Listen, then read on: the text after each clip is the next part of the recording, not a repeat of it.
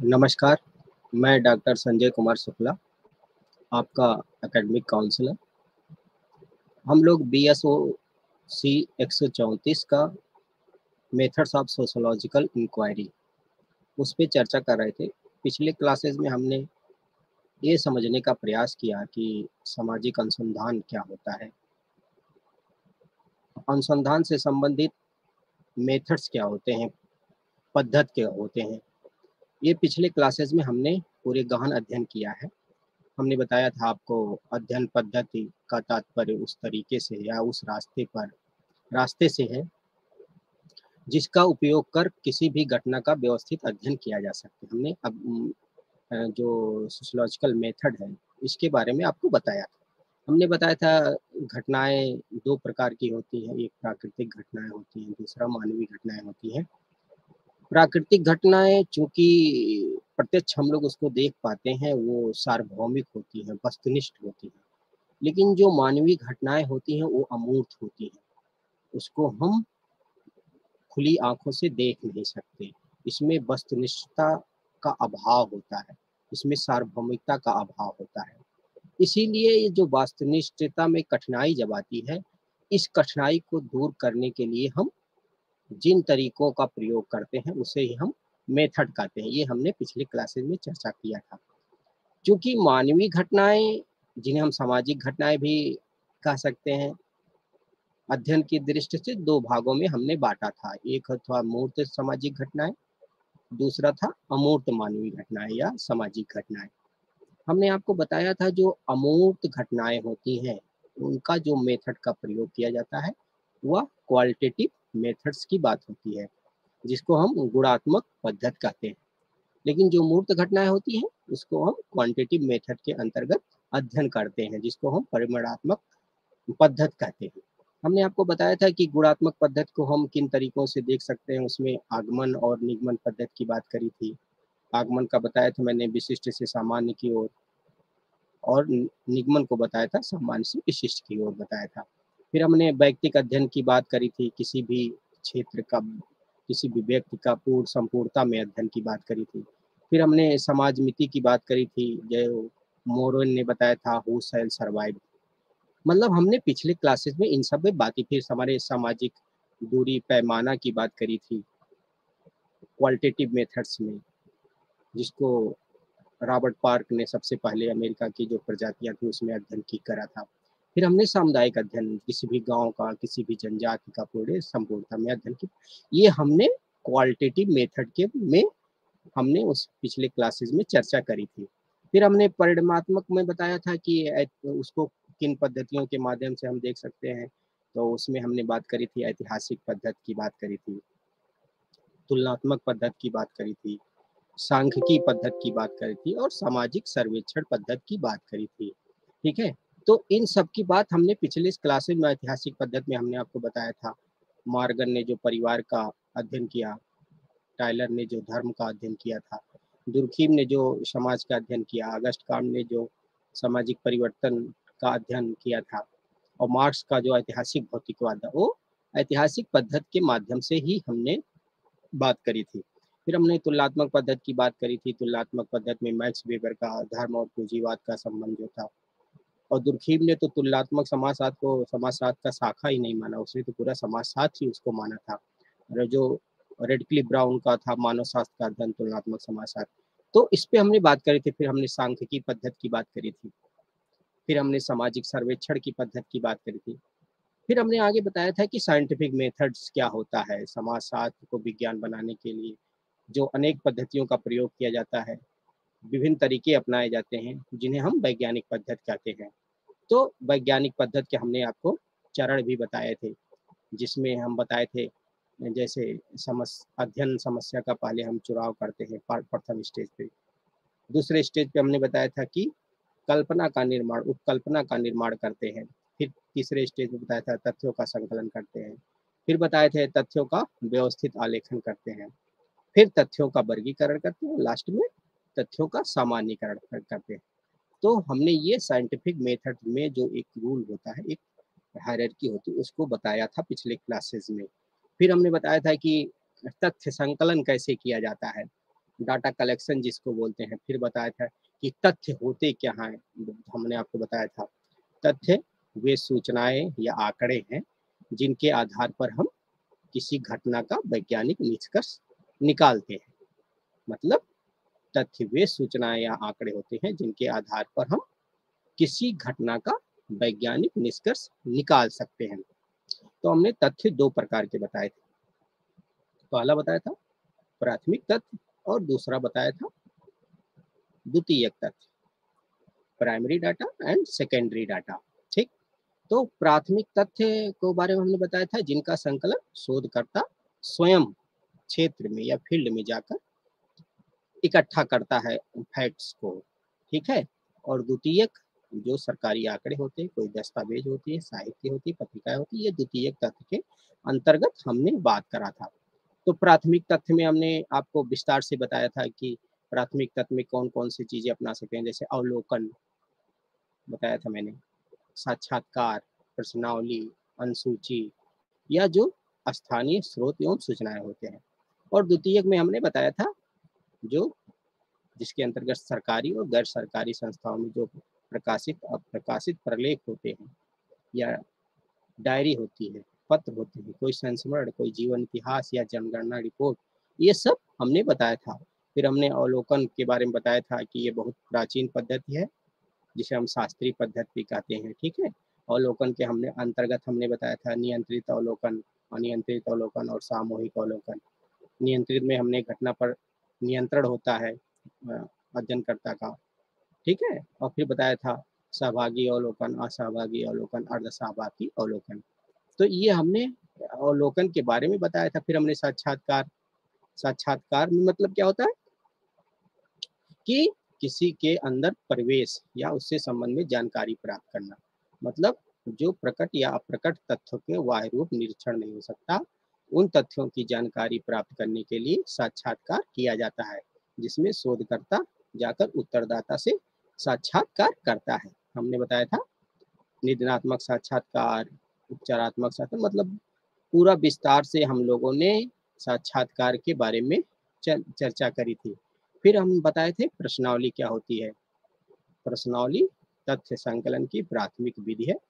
इसमें क्या होता है, शोधकर्ता घटना से संबंधित प्रश्नों की एक सूची बनाकर डाक द्वारा दूर दराज के क्षेत्रों में बसे लोगों के पास भेजता है, और वो लोग जो होते हैं वो उस सूचना को भरकर पुनः डाक द्वारा ही सूचनादाता या उत्तर शोधकर्ता के पास वापस कर देते हैं।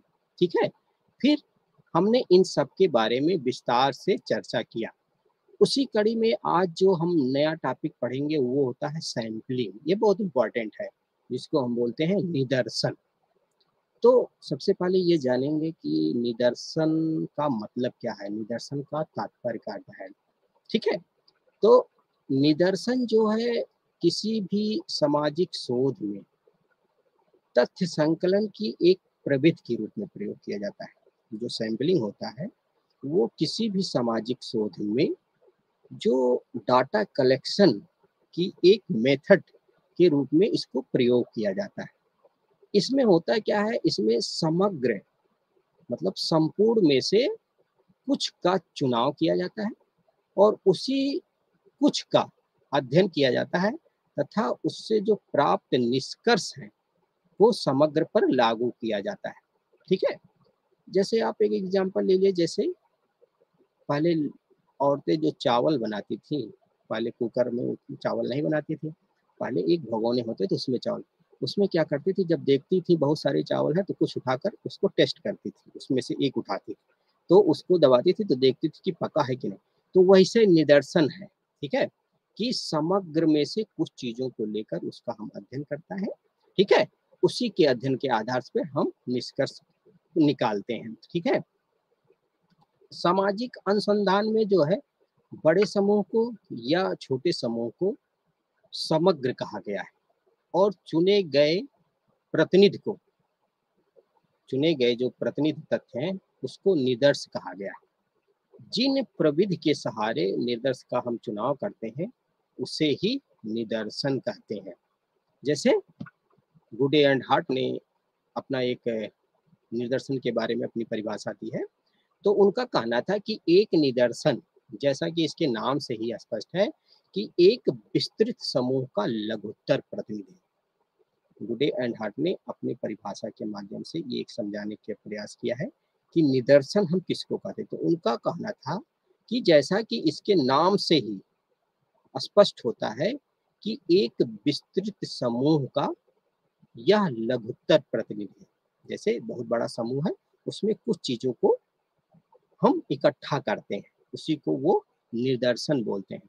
जैसे बोगार्ट्स ने कहा, निदर्शन एक पूर्व निर्धारित योजना के अनुसार इकाइयों के एक समूह में से निश्चित प्रतिनिधियों का चयन है।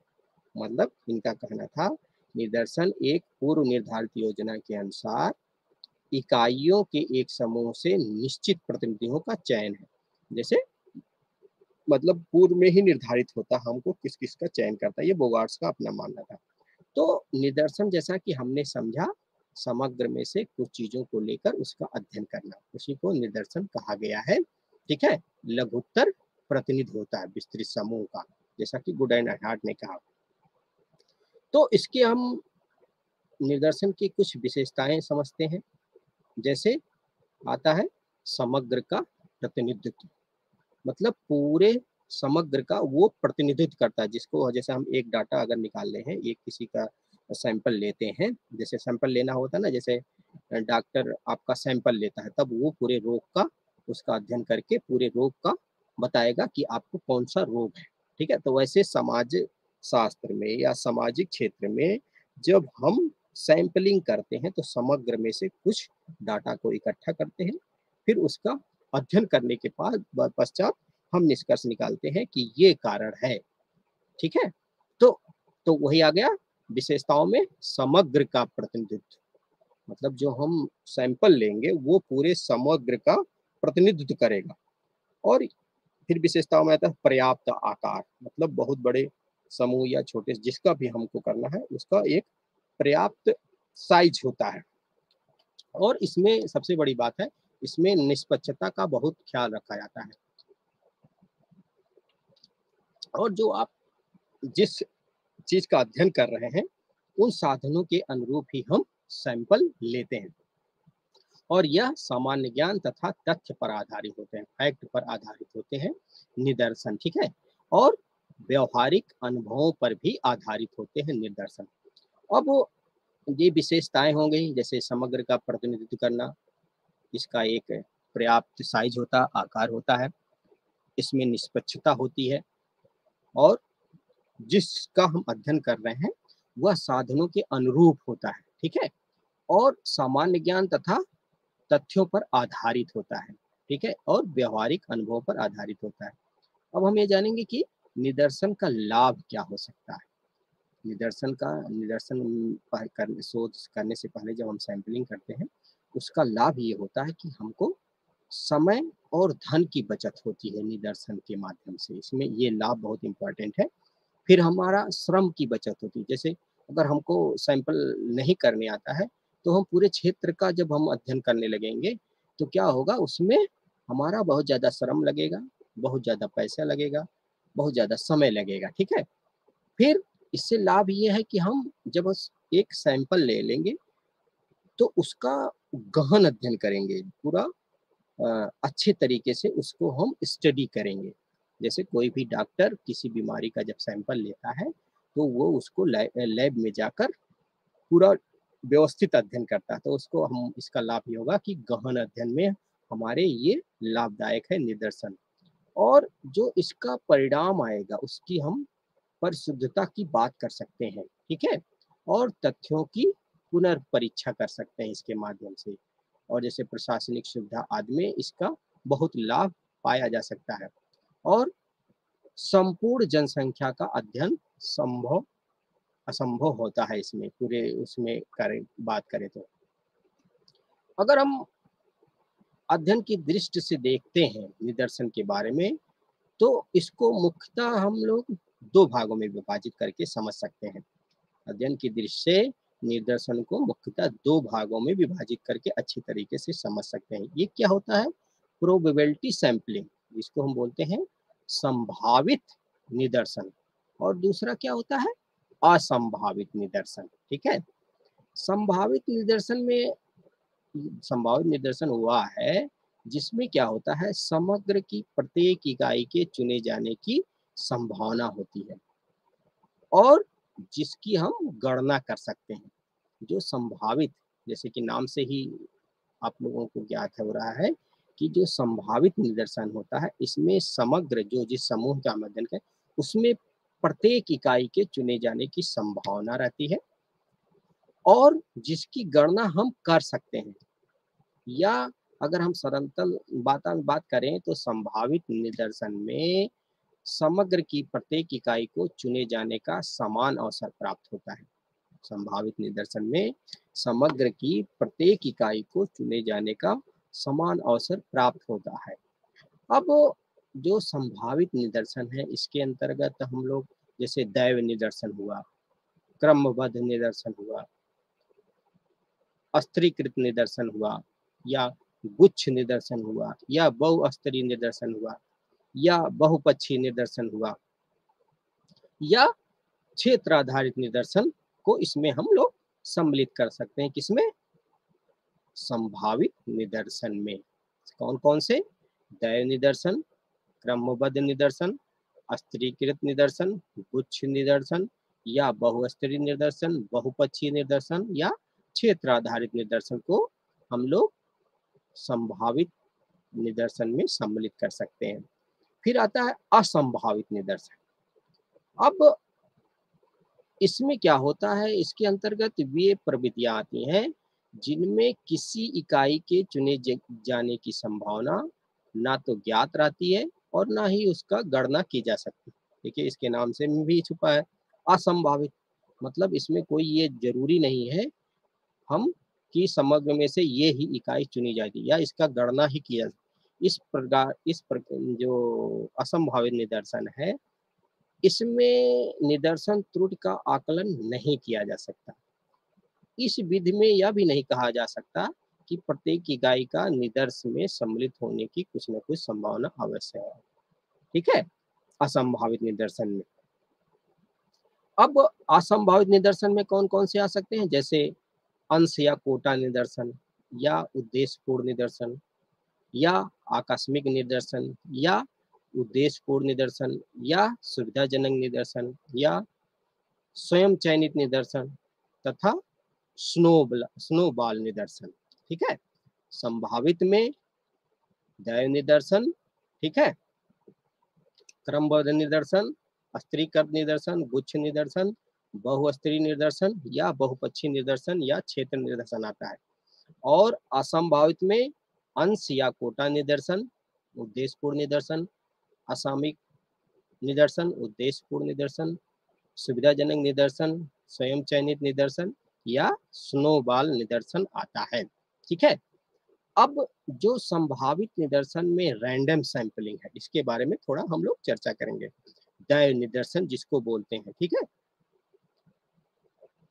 तो दैव निदर्शन जैसा कि इसका नाम से ही है कि सब कुछ ऊपर वाले के ऊपर छोड़ देना चाहिए। इस प्रकार के निदर्शन में समग्र की सभी इकाइयों को समान रूप से चुने जाने का अवसर प्राप्त होता है। ठीक है, जो रैंडम सैंपलिंग है इसमें समग्र की जो आपका क्षेत्र है उसमें से, जैसे आप किसी चीज का अध्ययन करने जा रहे हैं तो उसमें से प्रत्येक इकाइयों के चुने जाने का समान अवसर होता है इस निदर्शन में, इस सैंपलिंग में। इस पद्धति में समग्र की प्रत्येक इकाई निदर्श के रूप में चुने जाने के लिए स्वतंत्र है और प्रत्येक को चुने जाने का अवसर उपलब्ध है। ठीक है, दैव निदर्शन विधि में अनेक विषयों का प्रयोग किया जाता है। ठीक है, इसमें सबसे महत्वपूर्ण बात क्या है, सभी इकाइयों को समान रूप से चुने जाने का अवसर प्राप्त होता है दैव निदर्शन में। ठीक है, और दैव निदर्शन विधि में अनेक विधियों का प्रयोग होता है, जैसे लॉटरी प्रणाली, कार्ड या टिकट प्रणाली, या नियमित अंकन प्रणाली, अनियमित अंकन प्रणाली, या टिपेट प्रणाली, या गिड प्रणाली। ठीक है, तो दैव निदर्शन एक ऐसा निदर्शन है जिसमें समग्र की सभी इकाइयों को चुने जाने का समान अवसर प्राप्त होता है और चुने जाने के लिए सब ये जो निदर्श के रूप में सभी इकाइयां चुने जाने के लिए स्वतंत्र होती हैं और प्रत्येक को चुने जाने का अवसर उपलब्ध होता है। द निदर्शन में जो टिपेट प्रणाली होता है, टिपेट एक विद्वान थे, ठीक है, इसलिए उनका नाम उनके नाम पे ही लिखा है टिपेट प्रणाली, ठीक है। टिपेट एक विद्वान थे जिन्होंने क्या किया था, 4 अंकों वाली जैसे 10,400 संख्याओं की एक सूची बनाई, 4 अंकों वाली जैसे 10,400 की एक संख्याओं की एक सूची बनाई और इन संख्याओं को बिना किसी क्रम में कई पृष्ठों पर लिख दिया, ठीक है। जैसे 4 अंकों वाली एक सूची बनाई और उसमें क्या करा, बिना किसी क्रम के ऐसे रख दिया, उसमें से द रैंडम सैंपलिंग के माध्यम से एक एक को उठा लिया जिससे हमें अध्ययन चुनना जाना है, ठीक है। फिर जैसे ग्रिड प्रणाली, जो ग्रिड प्रणाली होता है द निदर्शन में, इसका प्रयोग क्या होता है, भौगोलिक क्षेत्र में चुनाव के लिए किया जाता है। जो दय निदर्शन प्रणाली का सबसे महत्वपूर्ण गुण है वह यह है कि इसमें प्रत्येक इकाई के चुने जाने का जो समान अवसर उपलब्ध होता है और यह सबसे सरल विधि होती है, ठीक है। सैंपलिंग में दय निदर्शन विधि सबसे सरल होती है और इसमें निष्पक्षता के गुण हमेशा मौजूद रहते हैं। इसमें समय, धन, श्रम की बचत होती है, लेकिन इसका सबसे बड़ा ड्रॉबैक जो है, दोष है कि यह जो समानता वाले समूह हैं उसी के अध्ययन में ही सब सहायक सिद्ध होता है और लेकिन जब समग्र की जो इकाइयाँ वो उसमें विविधता बहुत सारी होती हैं और अगर उनका क्षेत्र बहुत बड़ा होता है तब यह विधि ज़्यादा कारगर नहीं सिद्ध होती है।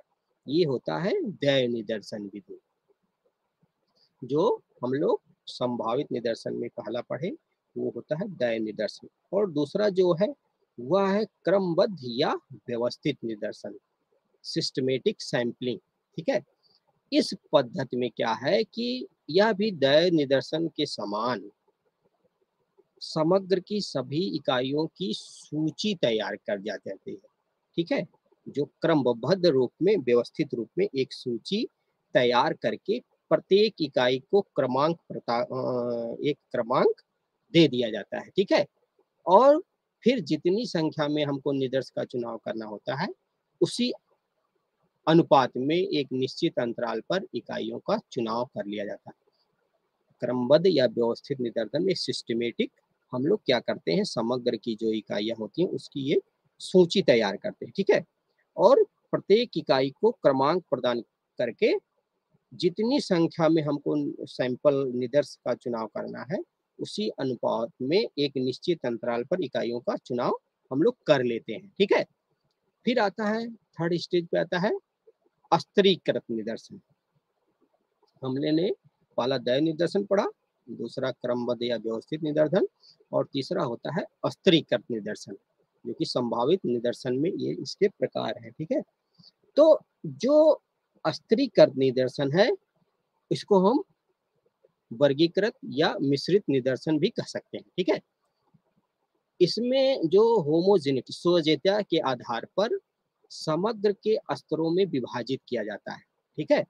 इसमें एक सीक्वेंस के आधार पर जो समग्र है, जो पूरा डाटा है उसको एक स्तर, एक स्टार्टिंग मतलब स्तरीकृत स्ट्रैटिफाइड उसमें हम लोग क्या करते हैं, विभाजित करते हैं और उसके बाद क्या करते हैं, प्रत्येक वर्ग के स्तर से एक निश्चित संख्या का चुनाव दय निदर्शन विधि से किया जाता है। जैसे एक हम एग्जांपल लें अगर, तो किसी शहर में अगर हमें किसी शहर की जाति व्यवस्था का अध्ययन करना है तो हम क्या करेंगे, उस शहर में जो विभिन्न जातियां हैं उनको हम एक कैटेगरी में बांट देंगे, ठीक है। और प्रत्येक जाति से निदर्श का चुनाव दय निदर्शन विधि से करते हैं, ठीक है। स्तरीकृत निदर्शन में, जिसको हम वर्गीकृत या मिश्रित निदर्शन भी कह सकते हैं, उसमें समग्र को एक स्तर में बांट देंगे और उसमें एक एक डाटा को हम लोग हर इकाई से इकट्ठा कर लेंगे। जैसे अगर हमें किसी गांव या किसी शहर में जाति व्यवस्था का अध्ययन करना है, तो हम क्या करेंगे, जातियों को एक एक क्रम में व्यवस्थित रूप से बांट देंगे और उसमें से प्रत्येक का सैंपल ले लेंगे। ठीक है। फिर आता है गुच्छ निदर्शन, जिसको बोलते हैं क्लस्टर सैंपलिंग। ठीक है। इसमें क्या होता है कि जब समग्र की इस इकाइयों को स्पष्ट करना कठिन हो जाता है और समग्र को विभिन्न इकाइयों के गुच्छ या समूह के रूप में विभाजित किया जा सकता है, तो इस प्रकार के निदर्शन का प्रयोग किया जाता है। इस विधि में हम लोग करते क्या है कि सबसे पहले दय निदर्शन विधि के माध्यम से समग्र को कई हिस्सों में या गुच्छों में बांट देते हैं या समूहों में विभाजित कर देते हैं, और फिर दूसरे चरण में क्या करते हैं, उन चुने हुए गुच्छों में से दय निदर्शन विधि के माध्यम से समग्र का हम लोग क्या करते हैं, चुनाव कर लेते हैं। ठीक है। स्तरीकृत एवं गुच्छ निदर्शन में प्रमुख अंतर जो हम लोग देखते हैं वो यह आया है कि गुच्छ निदर्शन में विभिन्न चरणों में विभिन्न निर्देश इकाइयों का चुनाव किया जाता है। ठीक है। विभिन्न चरणों में विभिन्न निर्देश इकाइयों का गुच्छ में चुनाव किया जाता है, जबकि स्तरीकृत निदर्शन में एक ही स्तर पर ऐसे चुनाव हो जाता है, हम लोग एक स्तर पे और गुच्छ में बांट देते हैं। ठीक है। फिर आता है मल्टी स्टेज सैंपलिंग, बहुस्तरीय निदर्शन। ठीक है। संभावित निदर्शन में फिर जो लास्ट आता है वह आता है बहुस्तरीय निदर्शन। ये भी इसमें क्या होता है, यह निदर्शन की वह विधि है जिसमें गुच्छ निदर्शन एवं स्तरित निदर्शन की विधियों को मिश्रित करती है। ठीक है। दोनों का मिश्रण है, गुच्छ का और स्तरीकृत का। जब बड़े क्षेत्र से निदर्श का चुनाव करना होता है तब इस विधि का उपयोग किया जाता है। जैसे पूरे भारत का, उससे अगर हमको सैंपल का चुनाव करना है, ठीक है, तो हमको बहुस्तरीय निदर्शन विधि का प्रयोग किया जाता है। अब इसमें होता क्या है कि पहले स्तर में बड़ी इकाइयों या प्राथमिक इकाइयों का चुनाव करते हैं। जैसे पहले हम ये भारत पूरे देश का चुनाव किया, फिर कुछ द्वितीयक, फिर क्या करते हैं, हम द्वितीयक चुनाव करते हैं। ठीक है। और इस तरह विभिन्न चरणों में इकाइयों का चुनाव करते हुए अंतिम चरण में अंतिम निर्देश इकाइयों का चुनाव करते हैं। इसकी प्रक्रिया कुछ निदर्शन में समान चलती है और प्रत्येक चरण में दय निदर्शन विधि का प्रयोग किया जाता है जब हमको डाटा कलेक्ट। जैसे एक एग्जाम्पल के माना, पहले स्तर पर भारत के कई राज्यों से, जैसे भारत में जो जितने राज्य हैं उसमें कई राज्यों से हम लोग क्या करते हैं, पहले स्तर पर 2 राज्यों का चुनाव करेंगे। ठीक है। जब बहुत बड़ा संख्या होगा, फिर दूसरे चरण में क्या करेंगे, कुछ जिलों का चुनाव करेंगे। ठीक। फिर तीसरे चरण में क्या करेंगे, कुछ प्रखंडों का चुनाव करेंगे और फिर अंत में क्या करेंगे, 2 गांव का चुनाव करेंगे। ठीक है। ठीक है। इस क्रिया में कई चरण संपादित होते हैं, कई स्टेज होता है, इसलिए ही इसे बहुस्तरीय निदर्शन कहते हैं। फिर आता है, हम लोग ये बहुस्तरीय निदर्शन के बारे में बातें, मतलब कई स्तर होते हैं। भारत भारत में राज्यों, जो राज्य हैं उसमें से 2 राज्य, फिर जिला, फिर बहुखंड, फिर गांव। ठीक है। फिर आता है बहुपक्षीय निदर्शन। संभावित निदर्शन में जो अगली स्टेज है वो है बहुपक्षीय निदर्शन। इस प्रकार के निदर्शन में जैसा कि नाम से ही स्पष्ट है कि बहुत सारे पक्ष होते हैं। इसमें क्या होता है, कुछ सूचनाएं पूर्ण समग्र से संकलित की जाती हैं और प्रतिदर्श उपनिदर्श का निर्माण किया जाता है। जब केवल एक ही उपनिदर्श होता है तब इसे दोहरा निदर्श या द्विपक्षीय निदर्श कहते हैं। यह बहुस्तरीय निदर्शन से भिन्न है क्योंकि बहुस्तरीय निदर्शन विधि में प्रत्येक चरण में विभिन्न प्रकार की निदर्श इकाइयों, जैसे राज्य, जिला, प्रखंड, गांव का चुनाव किया जाता है। किंतु जो बहुपक्षीय निदर्शन में एक ही प्रकार के निदर्शन इकाइयां होती हैं, केवल कुछ इकाइयों से कुछ अधिक सूचनाएं संकलित की जाती हैं, ये बहुपक्षीय में। ठीक है। बहुस्तरीय में हमने क्या करा, राज्य, जिला, बहुखंड, ठीक है, गांव, इस टाइप में बांटा। लेकिन बहुपक्षीय में क्या करें, हर पक्ष से कुछ कुछ इकाइयों को हम लोग इकट्ठा करते हैं। ये संभावित निदर्शन में ही हम लोग पढ़ रहे हैं अभी। फिर आता है क्षेत्र, एरिया सैंपलिंग। इस विधि में सबसे पहले हम लोग क्या करते हैं, समग्र को छोटे छोटे क्षेत्रों में विभाजित करते हैं। फिर उन क्षेत्रों को अध्ययन के लिए किसी निश्चित क्षेत्र का चुनाव करते हैं। फिर उस क्षेत्र के निवासियों का अध्ययन करते हैं। इसके लिए दय निदर्शन के ग्रिड प्रणाली का उपयोग करते हैं, क्योंकि ग्रिड प्रणाली क्या होता था, भौगोलिक क्षेत्र की बात करता था। ठीक है, तो हमने जो बात करी, जो संभावित निदर्शन है, उसमें हमने बात करी दय निदर्शन, जिसमें समग्र की संपूर्ण इकाइयों के चुने जाने की समान अवसर होता है। क्रमबद्ध एवं व्यवस्थित स्तर की बात करी, इसमें निदर्शन में जो समान या सर्वप्रथम समग्र की एक सूची बनाई जाती है और उस सूची को क्रमांक प्रदान किया जाता है। फिर स्तरीकृत निदर्शन, इसमें एक स्वजातीय आधार पर समग्र को स्तरों में विभाजित किया जाता है। फिर गुच्छ निदर्शन, गुच्छ निदर्शन में से कुछ गुच्छों कुछ उसको हम लोग दय निदर्शन की विबंधन इकट्ठा करते हैं। ठीक है, फिर आता है स्तरीकृत निदर्शन और बहुस्तरीय निदर्शन, फिर आता है बहुपक्षीय निदर्शन, फिर आता है क्षेत्र निदर्शन। ये हमने बात करी किसमें, संभावित संभावित निदर्शन में हमने इसको जाना। ठीक, अब आता है असंभावित निदर्शन। ठीक, असंभावित निदर्शन में उद्देश्यपूर्ण, पहले स्तर पे आता है उद्देश्य, पर्पजिव सैंपलिंग। इसमें क्या होता है, इसमें जो शोधकर्ता होता है वह जानबूझकर किसी विशिष्ट उद्देश्य के लिए, देख लीजिए ना, उद्देश्यपूर्ण निदर्शन।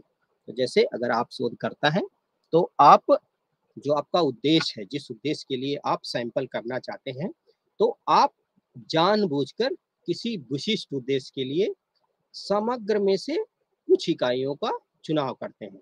ठीक है, और इस प्रकार के चुनाव में चुनने वालों की इच्छा, उसका निर्णय तथा उद्देश्य प्रधान होता है।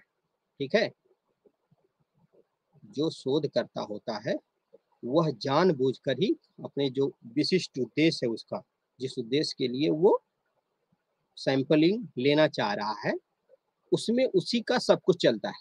ठीक है, उसका इच्छा, उसका निर्णय, उसका उद्देश्य ही महत्वपूर्ण होता है। और सबसे महत्वपूर्ण बात है, जो शोधकर्ता होता है उसके विवेक पे आधारित होता है कि वह कौन सा सैंपल लेगा और कौन सा सैंपल नहीं लेगा। असंभावित प्रणाली में जो उद्देश्यपूर्ण निदर्शन है, उद्देश्यपूर्ण निदर्शन में शोधकर्ता जानबूझकर अपने विशिष्ट उद्देश्यों को पूरा करने के लिए ही अपनी इच्छा अनुसार, अपने निर्णय के आधार पर, अपने उद्देश्य के आधार पर वो सैंपल को लेता है। और यह पूर्णतः शोधकर्ता के विवेक पर है, वह कौन सा सैंपल लेगा, कौन सा सैंपल नहीं लेगा। ये असंभावित निदर्शन प्रणाली में पहले नंबर पे आता है। दूसरे आता है आकस्मिक निदर्शन, एक्सीडेंटल सैंपलिंग। और जब हम आकस्मिक निदर्शन की बात करते हैं तो यह भी पूर्णतः शोधकर्ता की रुचि पर ही निर्भर करता है। ठीक है, जो एक्सीडेंटल सैंपलिंग है यह भी शोधकर्ता के रुचि या विवेक पर ही निर्भर करता है। जिन इकाइयों से तथ्य संकलन की सुविधा होती है या जिनसे आसानी से अध्ययन किया जा सकता है, उसी का चुनाव किया जाता है। इसमें क्या करता है, जो शोधकर्ता होता है वो जहां उसको आसानी से डाटा कलेक्शन में सुविधा मिलेगी, वहीं से वो सैंपल लेता है। ठीक है, यह भी उसी के विवेक पर आधारित होता है। इसे सुविधाजनक निदर्शन में भी कहते हैं, क्योंकि वो अपनी सुविधा के अनुसार उसी क्षेत्र का चुनाव करेगा जहां से डाटा या सैंपल लिया जा सके। ठीक है, जब समग्र की सूची उपलब्ध ना हो, जैसे बहुत सारी आप जब आप शोध करेंगे, शोध फील्ड में जाएंगे तो आपको देखेंगे बहुत सारी समस्याएं आएंगी। ठीक है, तो इसमें होता क्या है कि आपको कोई सूची उपलब्ध नहीं है, समय और धन की कमी है, इकाइयां भी अस्पष्ट हैं, तब यह विधि शोधकर्ता अपनाता है। कौन सी विधि, आकस्मिक निदर्शन। ठीक है, अचानक, आकस्मिक लिखा ना, एक्सीडेंटल, मतलब उसके पास कोई सूची नहीं, कोई जानकारी नहीं है, तब वह इस विधि को अपनाता है। ठीक है, फिर आता है असंभावित में कोटा सैंपलिंग, मतलब अंश या कोटा निदर्शन। इसमें क्या होता है, कोटा निदर्शन में अस्त्रीकृत निदर्शन के समान समग्र को कुछ विशेषताओं के आधार पर पहले कुछ स्तरों में विभाजित किया जाता है। ठीक है, इसमें कोटा निदर्शन में अस्त्रीकृत जो निदर्शन आपने ऊपर पढ़ा, उसी के समान समग्र की कुछ विशेषताओं के आधार पर पहले कुछ स्तरों में विभाजित किया जाता है, फिर प्रत्येक वर्ग या स्तर से निश्चित संख्या में इकाइयों का चयन किया जाता है।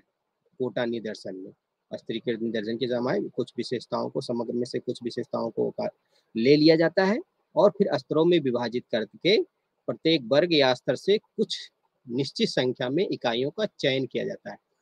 इसमें इकाइयों के चुनाव के लिए क्या किया जाता है, द्वय निदर्शन प्रणाली का प्रयोग नहीं किया जाता, बल्कि शोधकर्ता अपनी रुचि एवं आवश्यकता अनुसार प्रत्येक वर्ग या स्तर से कोटा निर्धारित करता है। इसलिए इसका नाम ही है कोटा, मतलब वो जो समग्र की इकाइयां हैं, विशेषताएं हैं, वो कोटा शोधकर्ता खुद निर्धारित करेगा, कितने कहाँ से हमको कौन सी इकाई लेनी, कहाँ से कौन सी इकाई लेनी।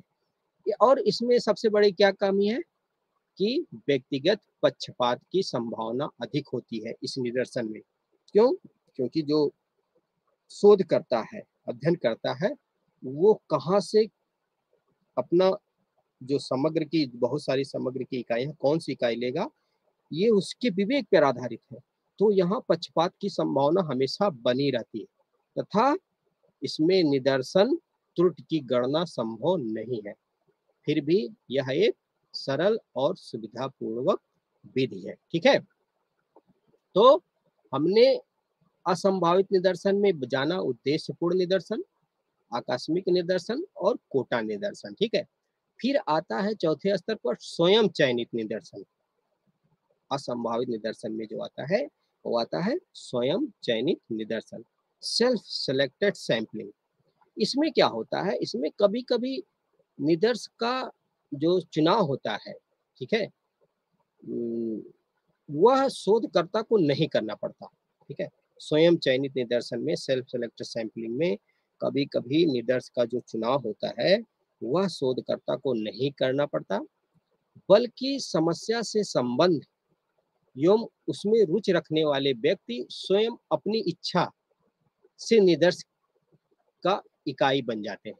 ठीक है, अब आप इसको एग्जाम्पल से आसानी से समझ सकते हैं, जैसे रेडियो या समाचार पत्र आदि से व्यक्तियों का सहयोग माना जाता है। ठीक है, और रुचि लेने वाले व्यक्ति उसमें प्रत्युत्तर, जैसे आपसे पूछा जाता है कभी कभी रेडियो या समाचार के माध्यम से, इसको आप लोग मानते हैं या नहीं। ठीक है, तो उसमें स्वयं चयनित निदर्श में इसमें क्या होता है, उत्तरदाता अपना स्वयं चयन करता है। ठीक है, इस प्रकार के निदर्शन में कम समय में ही अधिक संख्या में व्यक्तियों से संपर्क किया जा सकता है। ठीक है, स्वयं चयनित में कम समय में अधिक संख्या में लोगों को संपर्क किया जा सकता है। तो असंभावित में उद्देश्यपूर्ण निदर्शन, आकस्मिक निदर्शन, कोटा निदर्शन या अंश निदर्शन या स्वयं चयनित निदर्शन। फिर पांचवें स्तर पर आता है स्नोबॉल या हिमगेंद निदर्शन। ठीक है, इसमें क्या होता है, इसमें जो सूचना दाताओं की संख्या क्या है, धीरे धीरे इसमें बढ़ती जाती है। इस विधि का प्रयोग तब किया जाता है जब समग्र के बारे में पूरी जानकारी शोधकर्ता को नहीं होती है, इसलिए इसके दिया स्नोबॉल, हिमगेंद। ठीक है, तो इसमें शोधकर्ता को समग्र के बारे में पूरी जानकारी नहीं होती, तो वो क्या करता है, वह धीरे धीरे पहले एक से पूछा, उसके बाद उसने कहीं आगे बताया, उसको पूछा, धीरे धीरे करके क्रम में आगे बढ़ते जाता है। ठीक है, यह विधि हिमगेंद की उपमा पर आधारित है, जैसे लिखा ना हिमगेंद, जिसमें होता है ना बर्फ के ढेले को बार बार मिलाकर जैसे गोला किया जाता है, वैसे वैसे जैसे थोड़ा बर्फ मिला इतना करा है तो गोला बने, फिर ऐसे ऐसे बढ़ता जाता है, तो वैसे ही है, इसलिए इसको हिमगेंद का उपमा दिया, स्नोबॉल। ठीक है, इस विधि में क्या होता है, शोधकर्ता सर्वप्रथम उन व्यक्तियों से साक्षात करता है जिनसे वह परिचित होता है। जैसे आपका कोई जानने वाला है, उससे आप थोड़ा बातचीत कीजिए, ठीक है, आप उससे परिचित हैं, तो उस विषय से संबंधित कुछ जानकारी उसके पास अगर होती है तो आपको देता है। तो ऐसे व्यक्तियों से संपर्क स्थापित करने के बाद उनके द्वारा कुछ व्यक्तियों का नाम बताया जाता है। वो आपने एक से संपर्क किया तो उसने कुछ और व्यक्तियों के नाम बताया कि इस संबंध के बारे में आप उनसे पूछ सकते हैं, ठीक है। और इस प्रकार धीरे धीरे करके आकार बढ़ जाता है और यह विधि किसी प्रकार के दंगे फसाद के बारे में जानकारी प्राप्त करने में उपयोगी सिद्ध होती है स्नोबॉल में, ठीक है। तो हम लोगों ने संभावित संभावित में हमने बात करी दय निदर्शन, क्रमबद्ध निदर्शन, स्तरीकृत निदर्शन, गुच्छ निदर्शन या बहुस्तरीय निदर्शन या बहुपक्षीय निदर्शन या क्षेत्र निदर्शन, ये हमने संभावित में बात करी। फिर हमने असंभावित में बात करी उद्देश्यपूर्ण निदर्शन, आकस्मिक निदर्शन, अंश या कोटा निदर्शन, स्वयं चयनित निदर्शन या स्नोबॉल निदर्शन, ठीक है। अब हमने ये निदर्शन के बारे में जाना, ठीक। अब निदर्शन में सैंपलिंग डाटा करने में कुछ त्रुटियां आती हैं, एरर, जिसको बोलते हैं सैंपलिंग एरर, ठीक है। तो वो त्रुटि कौन कौन सी हो सकती है? तो जब समग्र से निदर्श का चुनाव किया जाता है, जब पूरे एक समग्र से किसी डाटा सैंपल का चुनाव किया जाता है, तो ये माना जाता है कि समग्र की सभी विशेषताएं इस निदर्श में होंगी, ठीक। जैसे अगर हम किसी बर्तन से एक चावल उठाकर देखते हैं तो देखते हैं कि वो पका है नहीं पका है, तो हम ये मानकर चलते हैं कि ये जो पूरे चावल का गुण है उसमें इसमें भी विशेषताएं हैं, ये पूरे समग्र का प्रतिनिधित्व करता है, ये माना जाता है, ठीक है। सैंपलिंग त्रुटि में क्या प्रॉब्लम आती है? जब हम समग्र से निदर्श का चुनाव करते हैं तो हम ये मानते हैं कि समग्र की सभी विशेषताएं इस निदर्श में भी होंगी। जो जो पूरा चावल है बर्तन में उसकी जो विशेषताएं इसमें भी होंगी, जो सैंपल हमने उठाया। किंतु होता क्या है, जब वास्तविक रूप में निदर्श निकाला जाता है तो इसके चयन में दो मुख्य प्रमुख त्रुटियां आने की संभावना रहती है। हमने तो ये उठा लिया, ठीक, समग्र से सैंपल ले लिया, लेकिन जब वास्तविक रूप में निदर्श निकाला जाता है, जब हम लास्ट में करते हैं, तो इसके चयन में दो प्रमुख त्रुटियां आने की हमेशा संभावना रहती है।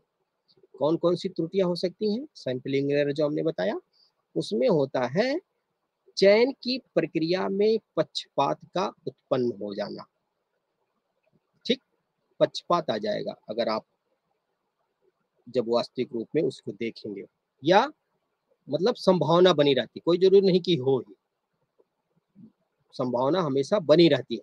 और दूसरा क्या होता है, सबसे इम्पोर्टेंट है कि निदर्शन में दय निदर्शन त्रुटि का आ जाना, ठीक है। जब हम कोई सैंपल लेते हैं दय निदर्शन की भी बाद में, तो दय निदर्शन में भी कोई एरर आ जाएगा, ठीक है। तो हमने आज निदर्शन के बारे में ये जाना, जो एरर की बाने जाना कि एरर सैंपलिंग जो एरर होता है, निदर्शन त्रुटि होती है जब हम समग्र की इकाइयों से निदर्श का चुनाव करते हैं। तो हम लोग यह मानते हैं कि जो समग्र है उसकी जो विशेषताएं हैं इस निदर्श में है, सैंपल में है, ठीक है। लेकिन जब वास्तविक रूप में कभी कभी क्या होता है कि जब हम निदर्श को निकालते हैं तो इसके चयन में जो हमको चयन करना है, इसमें दो प्रमुख त्रुटियां आ जाती हैं। कौन कौन सी है? पहला, पक्षपात आ सकता है, संभावना हमेशा बनी रहती है। दूसरा, निदर्शन में दय निदर्शन का त्रुटि आ जाना। तो हमने आज निदर्शन के बारे में विस्तार से जाना कि निदर्शन क्या है, सामाजिक अनुसंधान में निदर्शन क्या है। निदर्शन की दो प्रकार के होते हैं, संभावित असंभावित होते हैं, और उसमें हमने संभावित की अनेक 7 प्रकार जाने और असंभावित के हमने 5 प्रकार जाने, ठीक है। अब उसी कड़ी में मेथड्स ऑफ सोशियोलॉजिकल इंक्वायरी पद्धति में सबसे इम्पॉर्टेंट चीज है हाइपोथेसिस। जब हम समस्या का चुनाव कर लेते हैं, जो हमने आप वैज्ञानिक पद्धति बताई थी शुरुआत में, पिछले क्लासेज में जब हमने बताई थी वैज्ञानिक पद्धति साइंटिफिक, तो उसमें हमने बताया था कि पहले किसी भी समस्या का हम चुनाव करते हैं, ठीक। उसके बाद हम क्या करते हैं, उपकल्पना का निर्माण करते हैं दूसरे स्टेज पे, ठीक है। ये बहुत इंपॉर्टेंट चीज है, क्योंकि अगर आपका हाइपोथेसिस सही है तो आप जब क्षेत्र में जाते हैं उससे संबंधित जो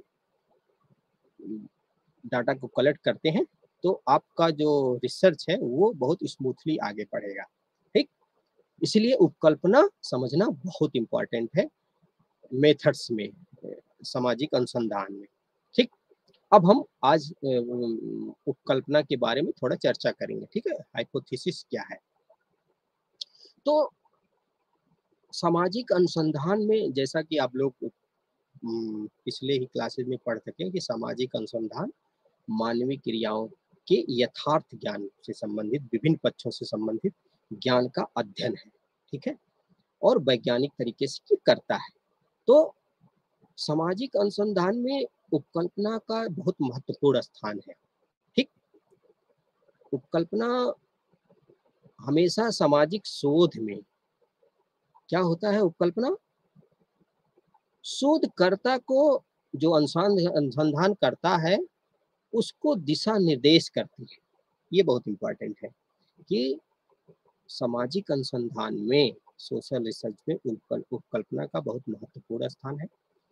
और जो उपकल्पनाएं होती हैं, हाइपोथेसिस जो होता है, वह सामाजिक शोध में जो अध्ययन करता है या अनुसंधान करता है उसको एक दिशा निर्देश प्रदान करती है, ठीक है। किसी भी अध्ययन से पूर्व, किसी भी अध्ययन के पूर्व जो अध्ययन के संबंध में अध्ययनकर्ता द्वारा घटना या समस्या के संबंध में बनाई गई एक धारणा होती है। किसी भी हम घटना या समस्या का अध्ययन करेंगे तो उसके बारे में हम एक हाइपोथेसिस बनाएंगे, एक धारणा बनाएंगे। और जब अनुसंधानकर्ता एक धारणा जो बना लेता है वह ऐसे हवा में नहीं होती, हवा में हम कोई धारणा नहीं बनाते, बल्कि वास्तविकता होती है, ठीक है। किसी भी अध्ययन से संबंधित यह एक वास्तविकता होती है, जो धारणा होती है, यह सिर्फ हवा हवाई नहीं होती है, यह एक वास्तविकता होती है।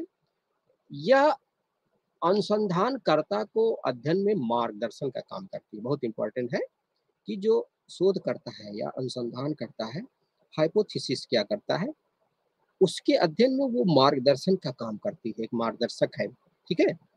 इसीलिए एक अनुमान लगाता है कि ऐसा हो सकता है क्या, तो उसको जाकर वो चेक करता है अपने फील्ड में, ठीक है। तो इसीलिए इसको कहा जाता है उपकल्पना एक अनुमानात्मक कथन है। मतलब हम अनुमान लगा रहे हैं, सही भी हो सकता है, गलत भी हो सकता है हमारा अनुमान, ठीक है। तो इसीलिए उपकल्पना, हाइपोथेसिस सामाजिक अनुसंधान में अध्ययनकर्ता को या शोधकर्ता को या अनुसंधानकर्ता को एक मार्गदर्शन प्रदान करता है, एक दिशा निर्देश का काम करता है, ठीक है।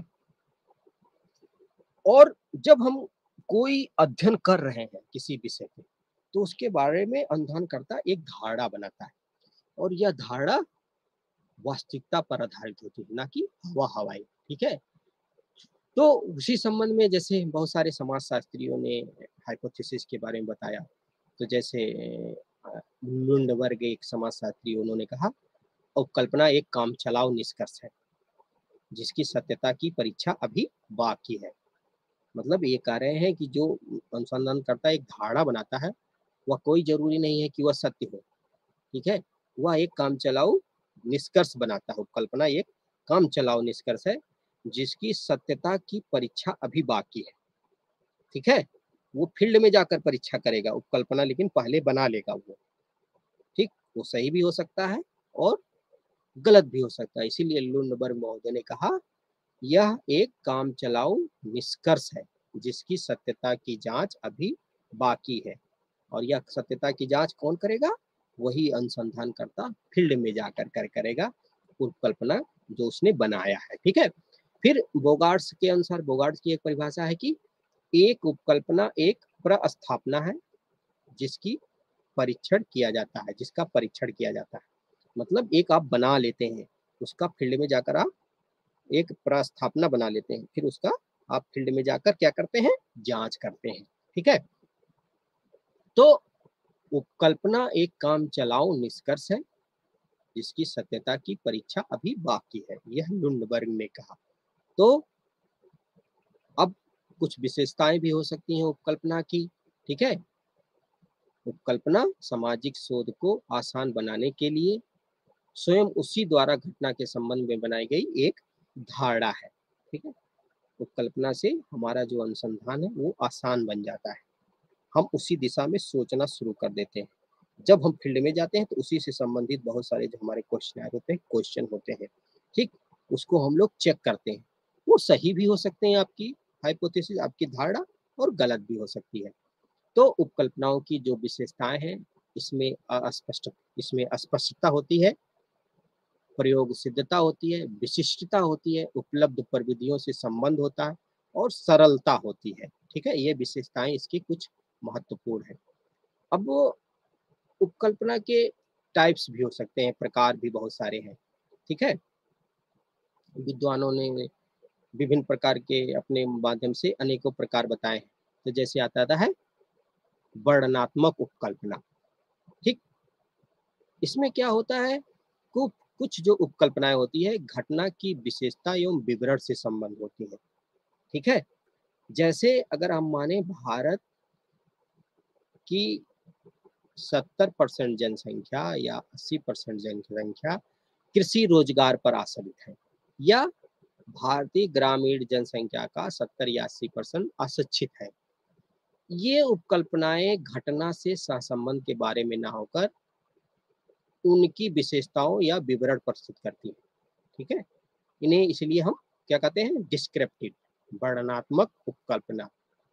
जैसे अगर हम रोजगार या गांव से संबंधित अध्ययन करना चाहते हैं तो हम एक उपकल्पना जब बनाएंगे तो उसकी घटनाओं से संबंधित जो विशेषताएं हैं या वितरण है, जैसे हम रोजगार के बारे में बताएं तो बताएंगे कि 70-80% जनसंख्या अभी भी भारत में कृषि पर आधारित है, या गांव में 70 या 80% जनसंख्या अशिक्षित है। इसको हम वर्णनात्मक उपकल्पना कहेंगे। ठीक है, क्यों, क्योंकि यह घटना की विशेषताएं एवं वितरण से संबंध होती है। ठीक है, फिर आता है संबंधात्मक उपकल्पना, रिलेशनल हाइपोथेसिस। इसमें क्या होता है, इसमें घटना से संबंधित चरों या तथ्यों के संबंध में अनुमान लगाया जाता है। जो घटना है उससे संबंधित जो चर है या तत्व है उसका हम लोग अनुमान लगा देते हैं। जो संबंधात्मक उपकल्पना होती है इसमें अनुमान लगाए, इसमें दो तत्वों के संबंधों को रेखांकित किया जा सकता है, जैसे राजनीति और अपराधी का संबंध।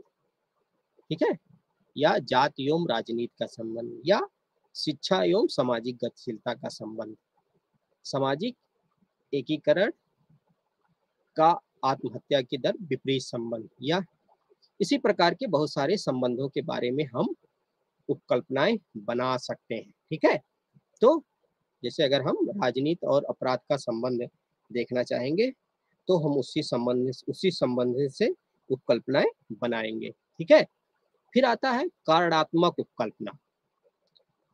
ये जो संबंधात्मक उपकल्पनाएं हैं इसमें क्या होता है, चरों या तत्वों के बीच में कारण प्रभाव संबंध को दर्शाती है।